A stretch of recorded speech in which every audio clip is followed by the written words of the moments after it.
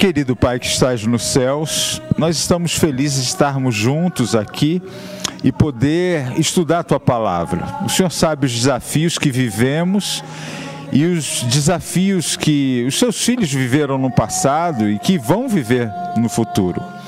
Nos ajude a entender a Sua vontade, nos ajude a entender as Suas revelações para nós. A Tua Palavra vai ser aberta agora e sabemos que o poder transformador vem da Tua Palavra.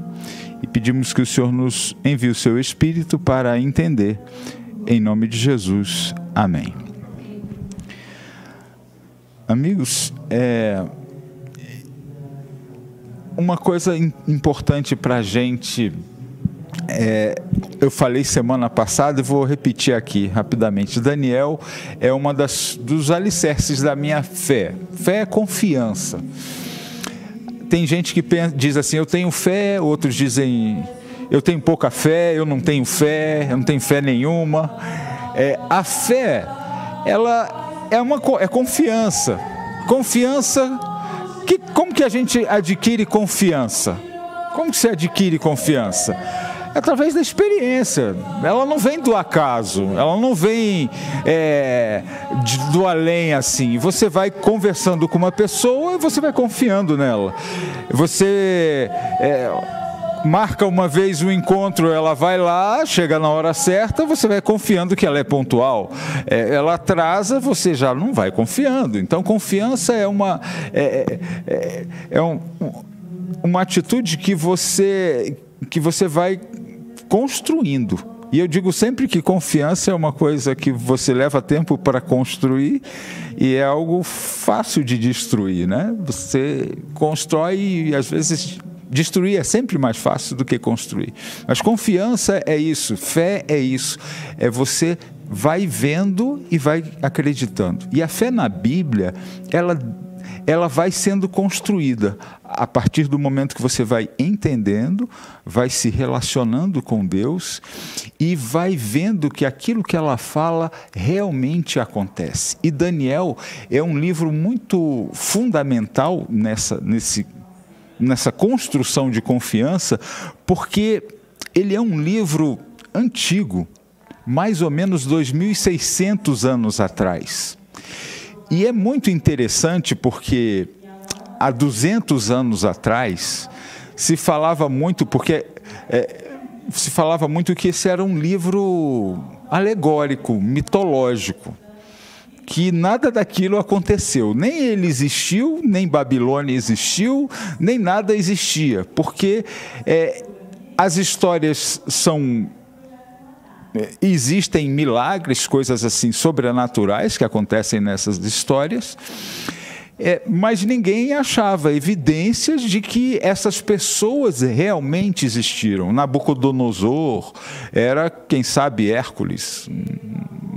A Bíblia tinha os seus heróis e a mitologia grega os seus, e nada disso era histórico.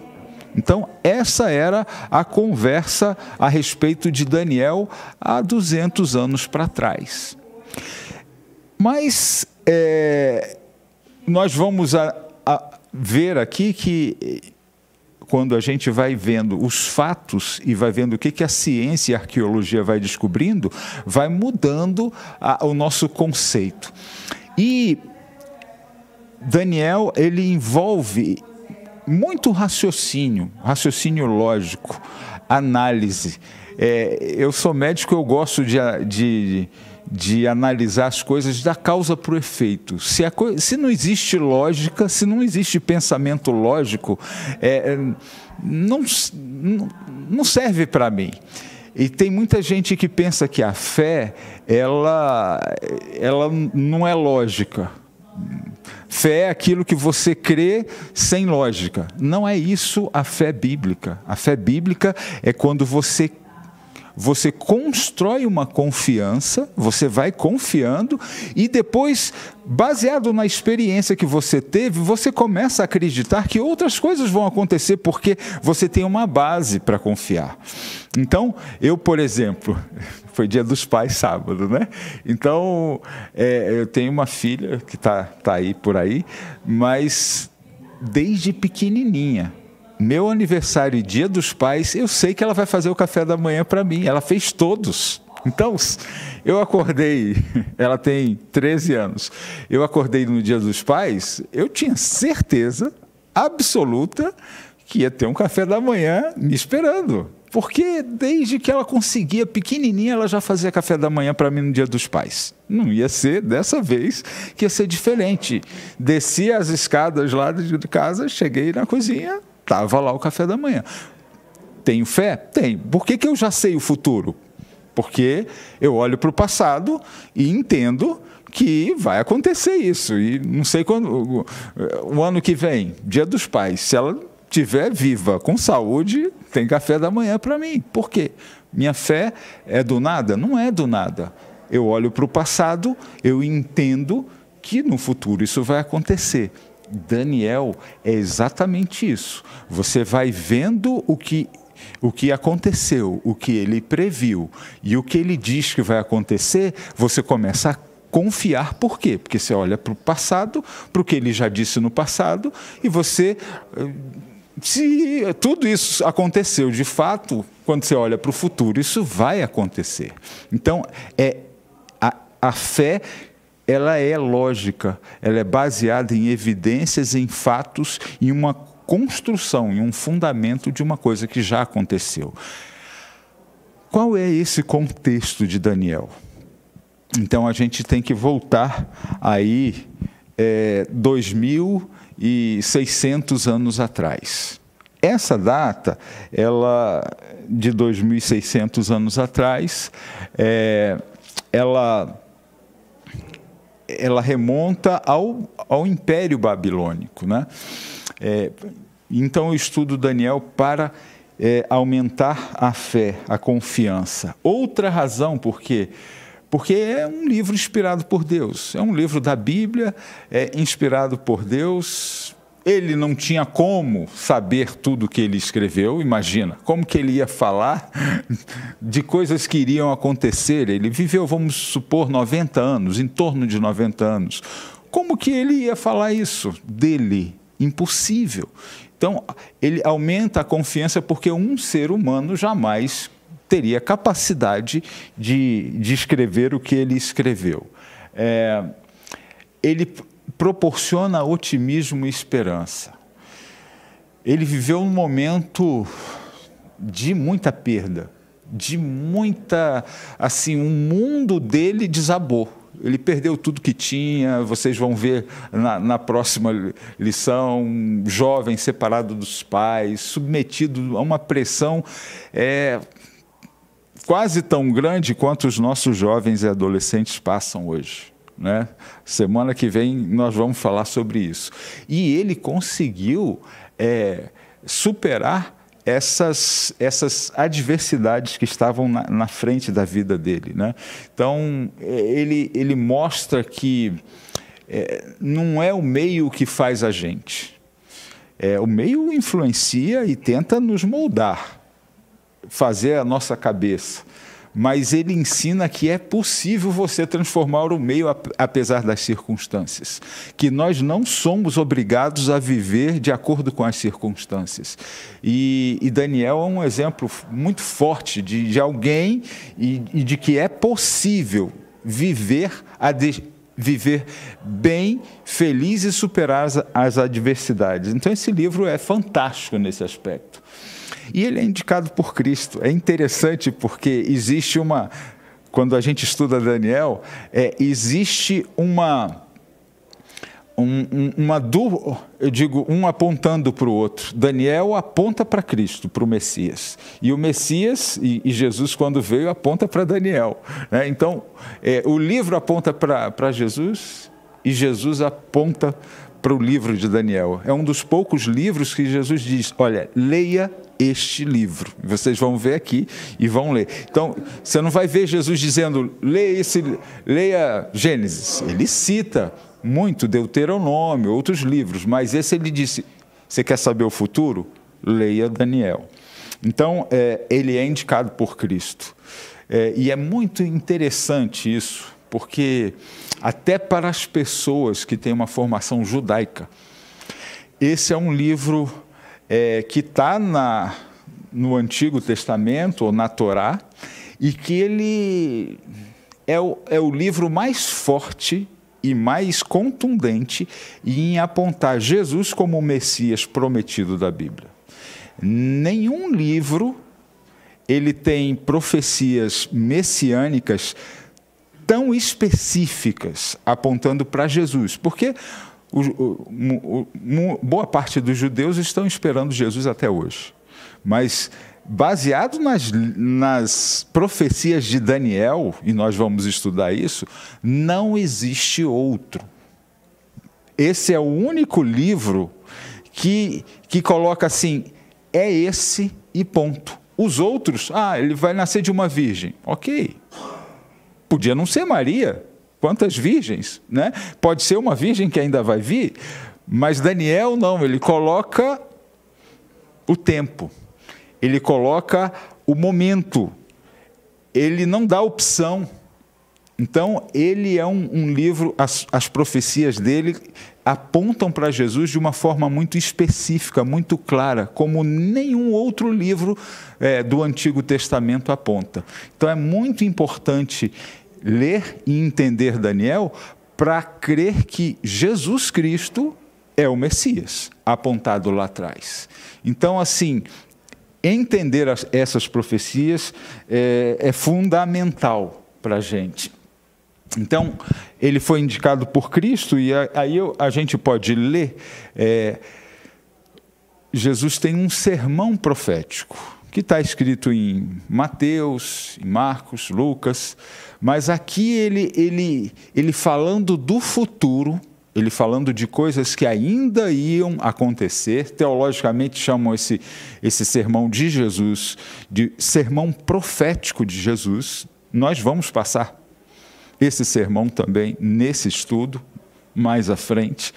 Mas aí no capítulo 24 de Mateus, que é onde tem mais detalhes desse sermão, no verso 15, ele falando do que iria acontecer, diz: quando, pois, virdes o abominável da desolação, de que falou o profeta Daniel, no lugar santo, quem lê, entenda. Então ele fala para ler e para entender, né? Porque as profecias de Daniel, elas começam, e a gente fala, eu falei disso semana passada, é muito interessante, porque as profecias de Daniel, elas começam num nível básico, né? Como quando você vai para um game, né? Tem o básico, o mais simples, básico, aí depois tem o intermediário, tem o avançado e tem o o hardcore. Então você sai do mais simples e vai passando de nível, e cada nível vai sendo mais difícil. Então é exatamente esse conceito do livro. Ele começa com umas profecias bem fáceis de entender, e depois ele vai subindo o nível, vai ficando mais difícil de entender. Mas aquela base que você passou num vai te ajudar a entender os mais difíceis. Agora, o conceito, isso que eu digo, e as profecias, elas têm o mesmo conceito, ou a mesma mensagem. Só que, até porque as profecias, elas vão falando de coisas que vão acontecer. E aí ela pega, repete, mas ela amplia. Ela repete e amplia, dá mais detalhes. Eu falei isso semana passada e vou repetir aqui. A gente tem que ter consciência de que a Bíblia, 2.600 anos atrás, não existia IBGE, né? Mas a gente sabe por registros que a maioria das pessoas não sabiam ler e escrever. Até 100 anos atrás, eu ainda peguei aqui, com os meus 55 anos, eu peguei o Mobral, que era um movimento para alfabetizar os brasileiros, que a gente tinha um percentual muito grande de brasileiros analfabetos, né? E agora a gente tem um percentual grande. Mas há 200 anos atrás, talvez no Brasil fosse aí 30, 40, menos da metade de alfabetizados. Em 2.600 anos atrás, não tinha alfabetizado, gente. Pouquíssimo, só a elite sabia. E a Bíblia, esses livros, eram pessoas que liam na igreja e eles tinham que decorar as coisas. Então, a Bíblia tem muita repetição.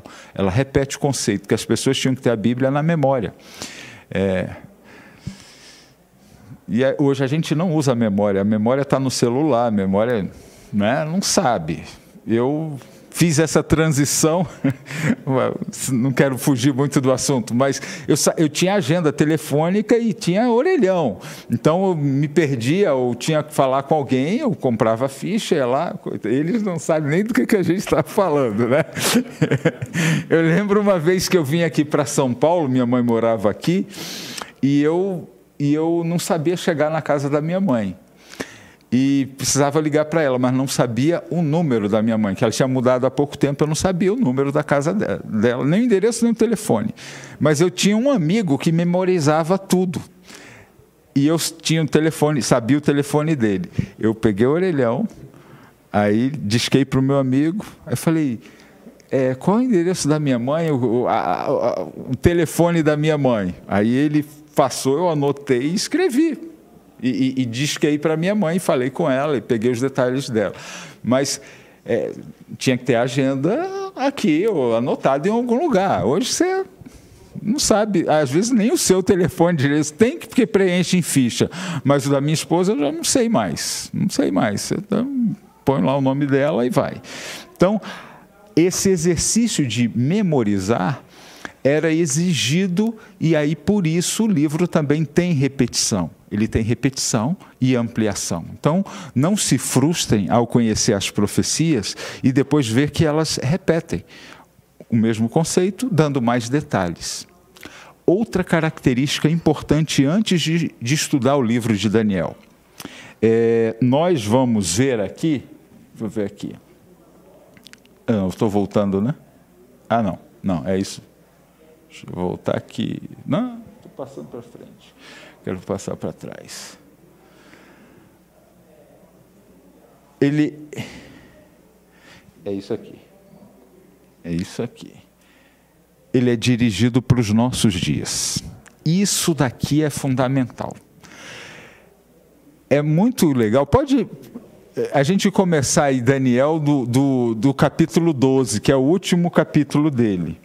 Eu sei que existem algumas Bíblias que ele tem que tem versos, tem um capítulo 13 aí, mas a maioria das Bíblias tem o capítulo 12.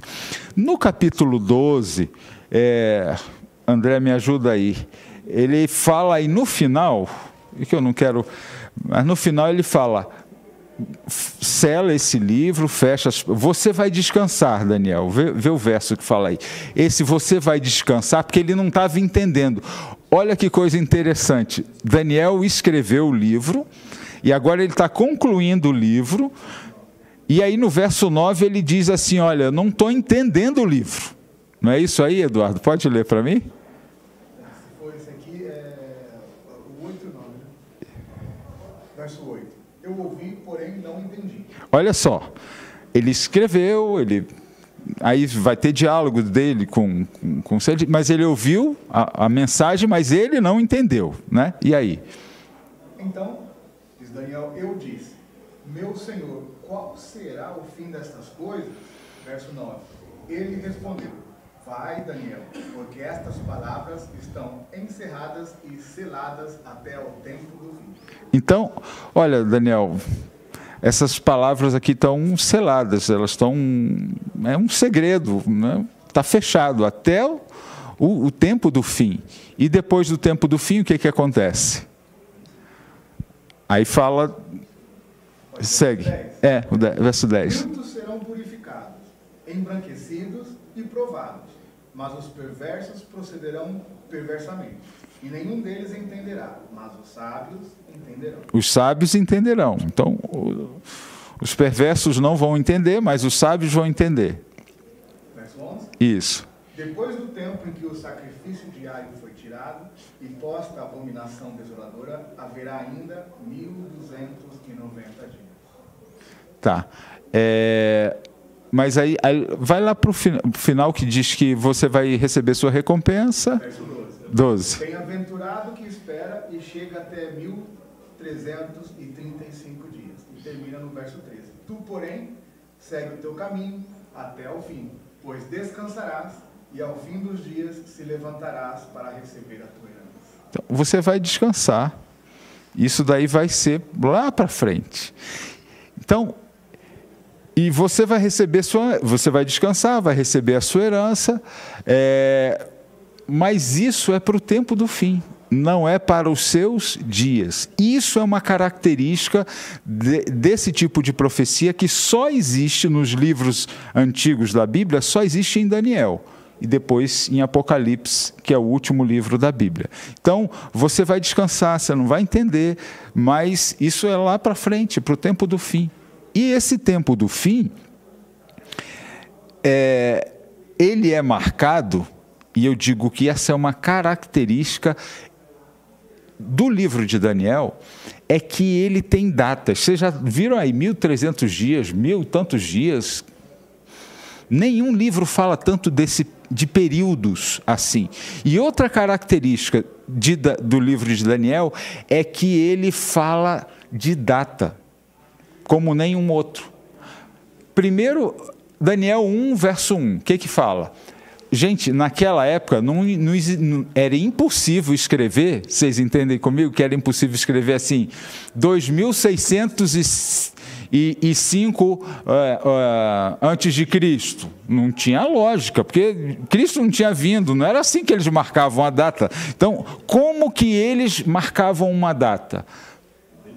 Daniel 1, vê como que eles marcavam a data. Pode ler. Isso.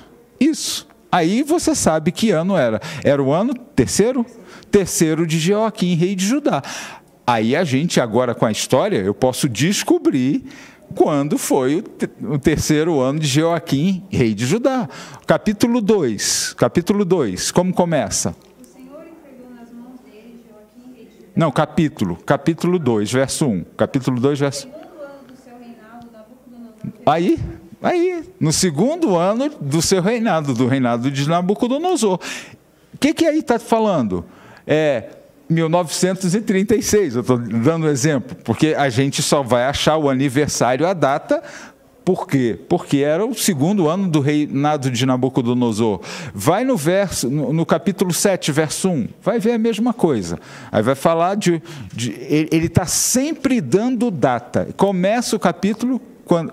O que fala aí, Flávio? Primeiro ano do reinado de Belsazar. Então, primeiro ano de Belsazar.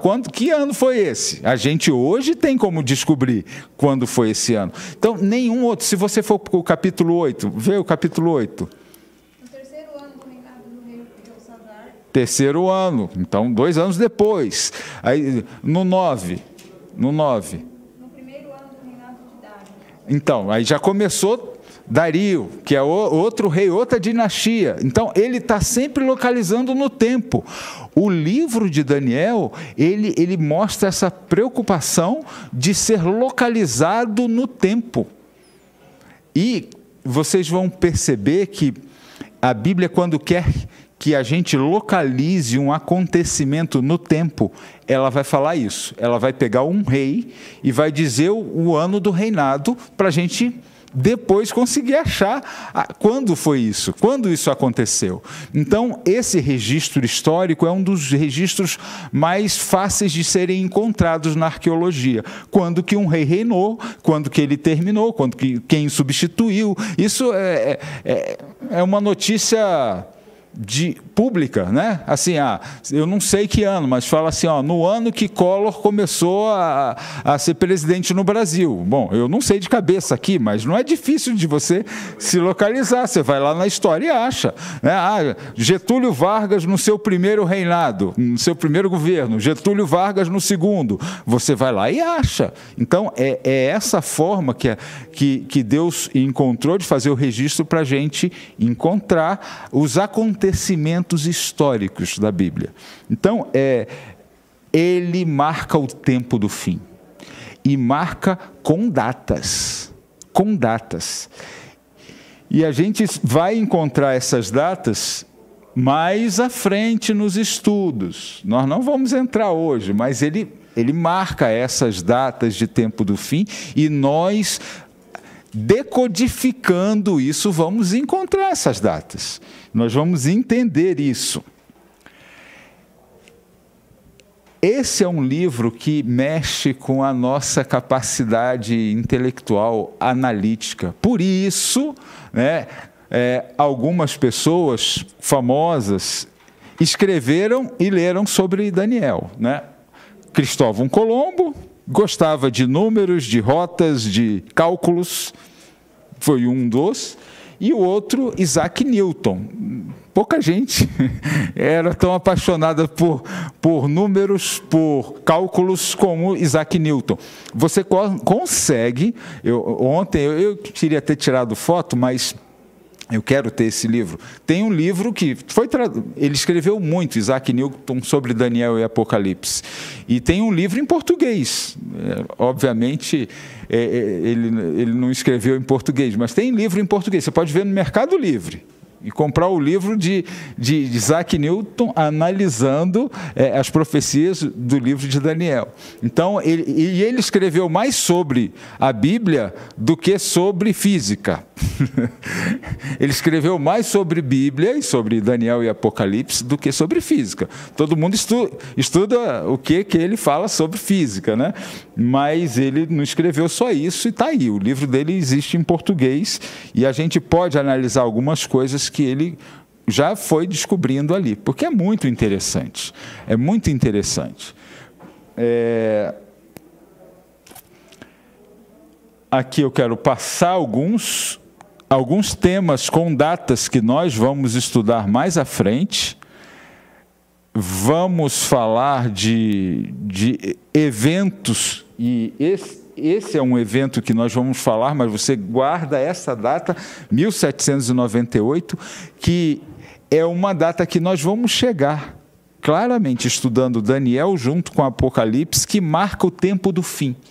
Então, quando a Bíblia fala tempo do fim, você vai ver junto comigo aí e com André, ao estudar a Bíblia, que esse tempo ele é uma referência ao que acontece a partir de 1798 para cá.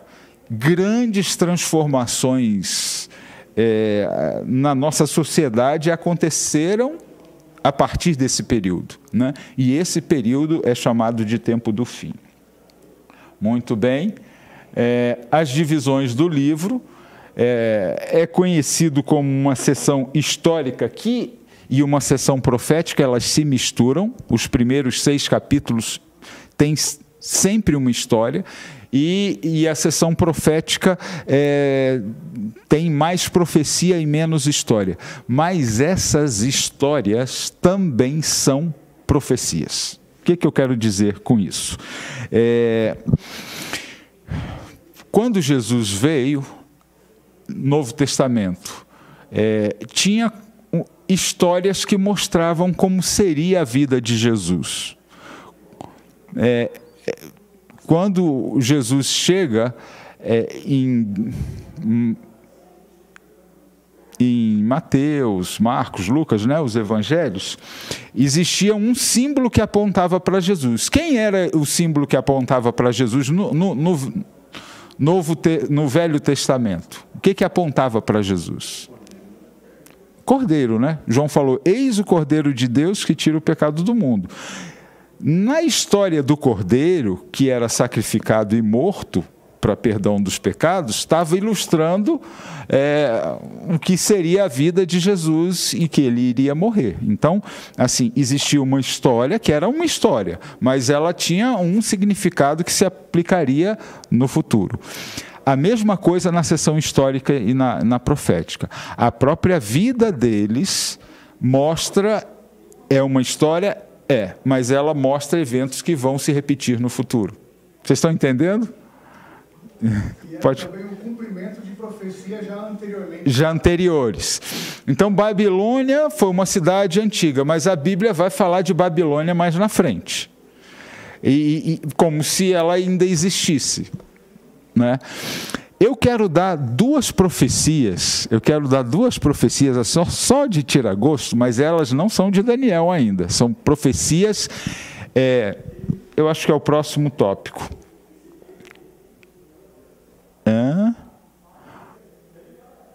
Aqui está a divisão, né? São as histórias, como ele é dividido, mas eu falei de profecias clássicas e apocalípticas, ainda não, né?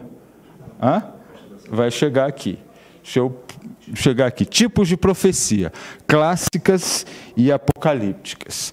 Então, existem dois tipos na Bíblia de profecias. As clássicas, elas são profecias, ela tem uma linguagem mais fácil de entender e normalmente ela se aplica nos dias do profeta. Algumas são longas, são clássicas, mas envolvem muito tempo. E outras era para aquele momento ali. Eu quero convidar vocês a ver profecias clássicas falando do tempo de Daniel. Então, a primeira, eu acho que para a gente ganhar tempo, a primeira é a profecia de Isaías 13. Deixa eu ver aqui. Isaías 13.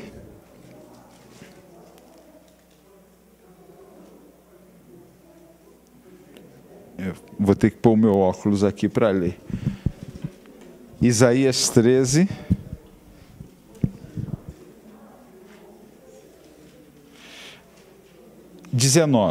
Eu vou ler aqui, tem uma tradução aqui, mas olha só sobre Babilônia, que foi aonde Daniel viveu a maior parte do tempo. E Babilônia, o ornamento dos reinos, a glória e a soberba dos caldeus, será como Sodoma e Gomorra quando Deus a transtornou. Nunca mais será habitada, nem nela morará alguém de geração em geração, nem o árabe armará ali a sua tenda, nem tampouco os pastores ali farão deitar os seus rebanhos. Olha que coisa interessante. Aí fala que Babilônia nunca mais seria habitada. Isso daqui, quando Isaías falou, Babilônia era o que os Estados Unidos hoje o reino dominante no mundo. E ele falou, ela nunca mais vai ser habitada. Em Jeremias 25, 9 em diante, aí vai falar que, falando para o povo de Israel, que eles seriam levados para a Babilônia, e que Nabucodonosor seria o servo do Senhor, que ele ia entregar, e que eles iriam passar ali 70 anos.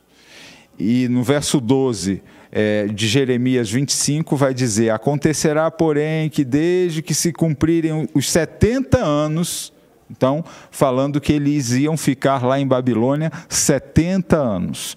Duas profecias clássicas. Por quê? Porque ele está falando assim, olha, Nabucodonosor vai vir aqui e vai levar a gente para lá. E nós vamos passar lá 70 anos. Está escrito. Isso aconteceu?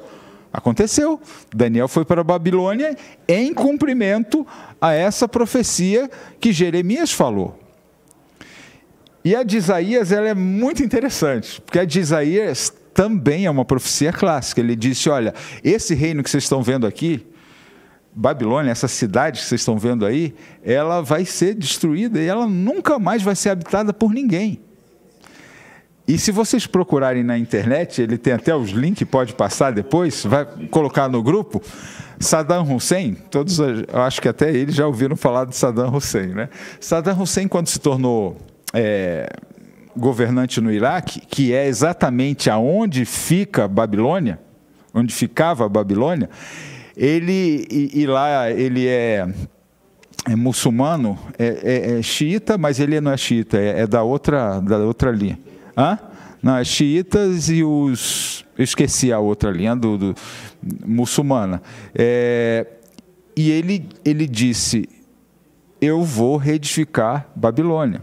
Porque Babilônia, ela era, nós vamos ver isso aqui mais à frente, mas ela é tido como se fosse uma cidade que nunca existiu. Mas de 1799 para cá, já descobriram e escavaram Babilônia, e ela está lá, a cidade. Ninguém mora lá, como diz a Bíblia. Mas Saddam Hussein disse, eu vou fazer aqui um lugar turístico. Quem quiser conhecer Babilônia, vai vir aqui, vou pôr um palácio, vou pôr hotéis, vou fazer o que existe em Jerusalém, muita gente vai querer vir fazer turismo aqui. E ele pegou esse verso que diz que ela nunca mais seria habitada, e colocou ali, e começou a reconstrução, e começou a fazer o palácio dele, começou a fazer as coisas, disse, eu vou mostrar para o mundo que a Bíblia não fala a verdade, dizendo que ela nunca mais vai ser habitada. Só que quando ele começou e fez o palácio, fez as coisas, o projeto dele, o que aconteceu? Invasão no Iraque, ele foi tirado do poder. Aquela casa, aquele lugar que ele construiu como palácio para ele, o exército americano e o exército da ONU ficou ali, até tomar ali o Iraque, e depois tem as fotos mais atuais mostrando que tudo virou ruína, como é Babilônia hoje, uma cidade ruína, né? Você pode ir lá, você pode ver as paredes, os tijolos, tá tudo lá, mas não mora ninguém ali, como diz a Bíblia até hoje. Então isso aumenta a nossa confiança na Bíblia. E as profecias apocalípticas, elas têm uma linguagem diferente e uma aplicação como de Daniel, para depois dos dias do profeta. Então, quando a Bíblia fala ali, olha, você vai descansar, mas isso é para muitos dias depois. Então, as profecias são para períodos mais longos, e a linguagem é diferente, não é uma linguagem tão fácil de entender como é a da profecia clássica. Aí está algumas críticas, né? Antes, os críticos afirmavam que as profecias de Daniel eram místicas e alegóricas, que não existiam provas históricas ou arqueológicas que as confirmassem. Mas o que aconteceu? Esse daí, Robert Caldwell, de 1899 a 1917, ele escavou Babilônia. Então, já existiam coisas, assim, alguns utensílios descobertos desde 1860 de Babilônia. Mas ele achou mesmo o lugar e desenterrou a cidade nesse período, nesses anos aí. E a cidade, e encontrou, olha que legal, ele encontrou, porque eram escritos nesses tijolinhos de barro, né? Então, de argila. Então você escrevia, esses são as letras, né? O alfabeto lá babilônico, e aí o que está escrito aí nesse tablete? Nabucodonosor, ou seja, traduzindo para a gente, Nabucodonosor. Então, Nabucodonosor, diziam que ele era mítico, que ele não existia, mas ele era uma pessoa parecida com alguns políticos e às vezes até alguns líderes religiosos, né? Que em toda igreja quer ver a foto dele, a marca dele, ou alguns políticos que em todo outdoor tem que estar... Nabucodonosor era assim. Então, todo lugar, no palácio dele tem quase que o nome dele em todo tijolo. O nome de Nabucodonosor. Então, essa marca de achar os tijolos, e no tijolo está o nome dele, nós temos aqui perto em Engenheiro Coelho, no interior de São Paulo, nós temos esse tijolo aqui, no Museu de Arqueologia Bíblica. É esse tijolo de Nabucodonosor. Ele está lá porque um brasileiro adventista foi trabalhar para Odebrecht lá no Iraque, e nos anos 90, aí deram um tijolo, ele trouxe tijolo, não sabia o que estava escrito no tijolo. E aí ele veio parar com esse tijolo por aqui, aí um arqueólogo que professor de teologia, Rodrigo Silva, pegou esse tijolo, decodificou e viu que estava escrito o nome de Nabucodonosor, e aí está lá. Para quem quiser hoje ter certeza que ela existiu e que isso é verdade, está o tijolo lá para você ver que Babilônia existiu, que Nabucodonosor existiu, Daniel existiu, né? Trabalhou para ele, e que a Bíblia é um livro histórico, não é um livro alegórico, ele não fala de lendas, ele não fala da cidade perdida, ele fala do que aconteceu. Mateus 7, 24 a 27, Jesus faz, eu quero finalizar ali, ele fala de quando você constrói a sua fé, ou constrói a casa sobre a rocha ou sobre a areia, que a rocha ela permanece, a areia ela vem a tempestade, vem as dificuldades, ela rui. A gente precisa construir a nossa confiança, a nossa fé em algo sólido, algo real, algo que existe. Na medicina, eu acho interessante a ciência. Existem muitas coisas. Eu vou dar um exemplo que eu acho que muitos,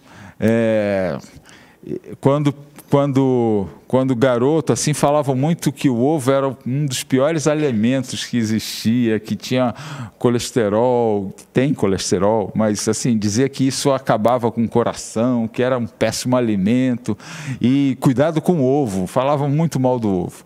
Agora, passaram-se alguns anos, tem muita gente, eu não concordo com isso, mas também não concordava com aquilo. Mas hoje o ovo é o melhor alimento, é o negócio mais fantástico que tem, que não aumenta colesterol nenhum. Então, como que a ciência sai daqui para cá? Quantas coisas já mudaram no conceito científico nosso?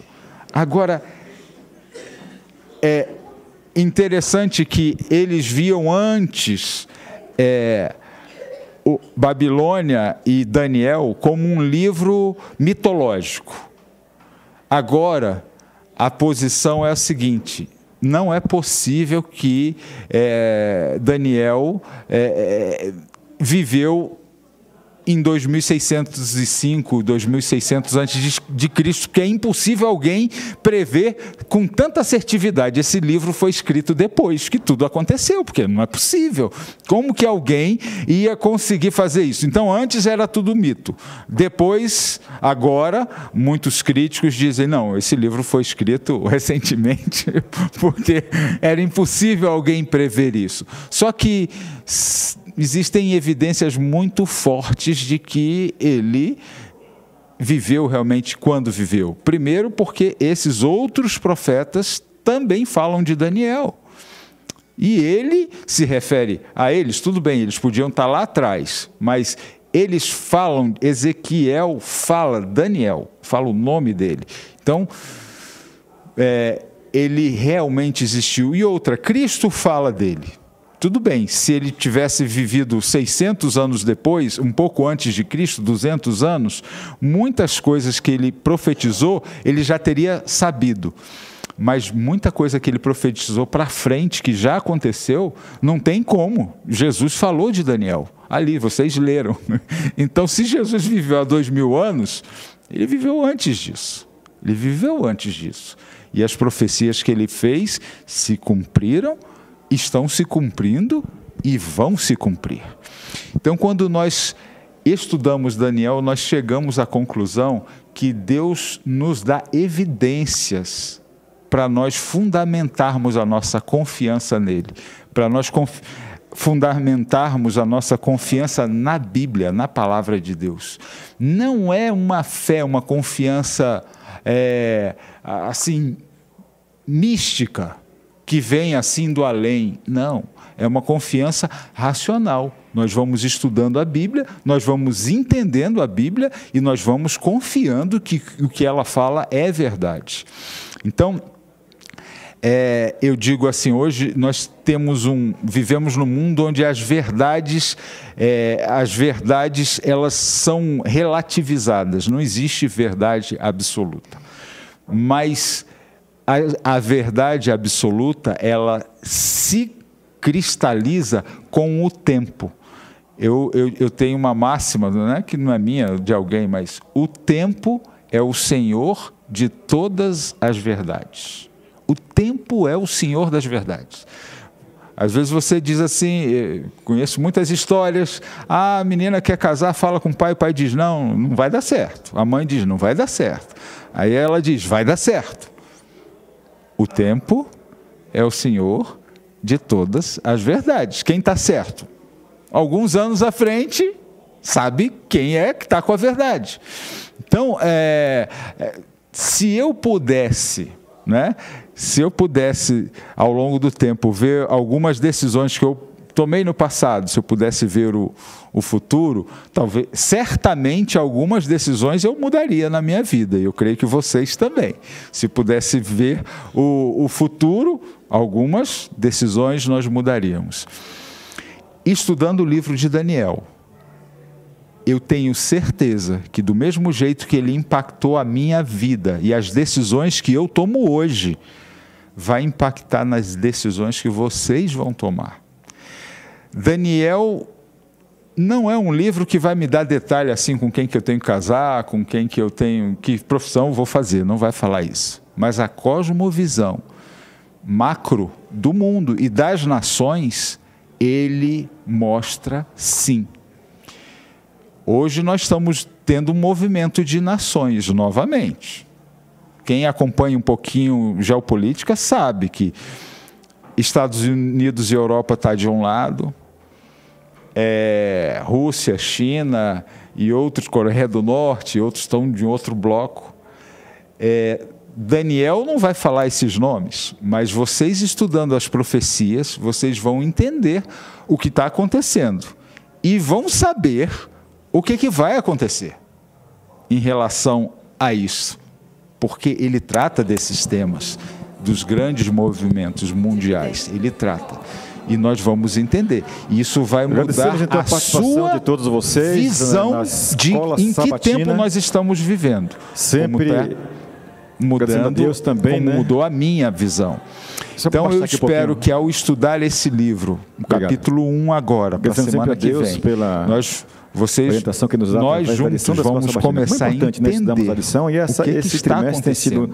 É muito interessante, como que Deus revela tema, né? as coisas para nós, e nós não vamos ser pegos de surpresa auxílio, né, com os eventos finais que estão acontecendo e estão para se desenrolar agora na nossa frente nos próximos dias, nos próximos meses e anos. Vai ser projetado então, que Deus aqui nos dê sabedoria para a gente fazer a escolha certa, do piano, por favor, ter a consciência do tempo que nós estamos vivendo e a atitude correta de quem conhece o que está acontecendo. Ok? Alguma dúvida, assim, que vocês queiram perguntar sobre o tema?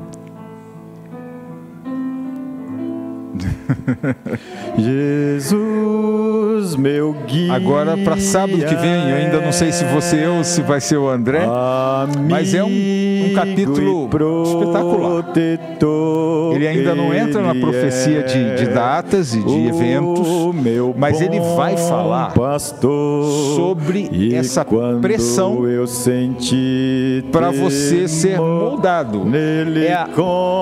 Eu digo que toda guerra, ela começa primeiro com uma narrativa de guerra.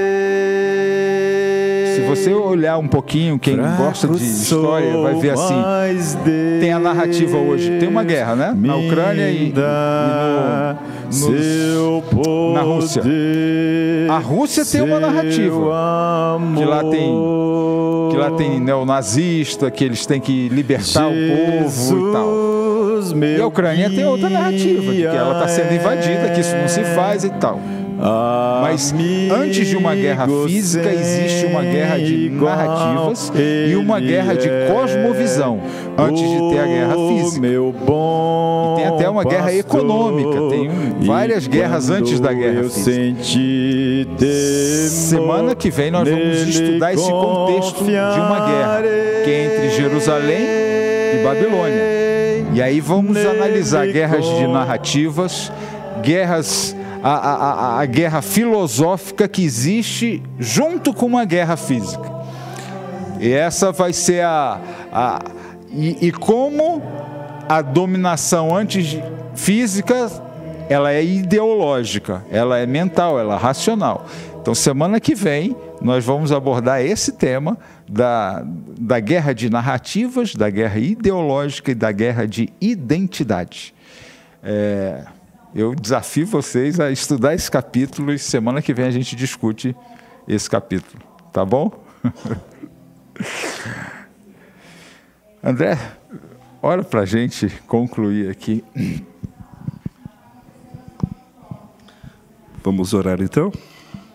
Pai bendito, que nas alturas dos céus habita, muito obrigado, Senhor, pela oportunidade que tivemos aqui de estudar a Tua Palavra, um livro tão rico, tão maravilhoso, com a história, com a profecia que o Senhor nos deixou para orientação da nossa vida e das nossas decisões e escolhas, Senhor. Que o Senhor nos ajude a compreender ao longo dessa série, ao longo dessa nova temporada, tudo que o Senhor quer dizer através desse livro, através da sua palavra, aos nossos corações, às nossas famílias, e que possamos, Senhor, ser instrumentos em suas mãos, para que possamos ser pregadores, sejamos mensageiros, sejamos testemunhas da tua palavra. Abençoe cada família aqui representada, cada pessoa que está aqui. E abençoe também aquelas pessoas que estão nos assistindo ao vivo e sejam também abençoadas aquelas pessoas que vão assistir depois. São essas bênçãos que nós lhe pedimos, em nome de Jesus Cristo. Amém, Senhor.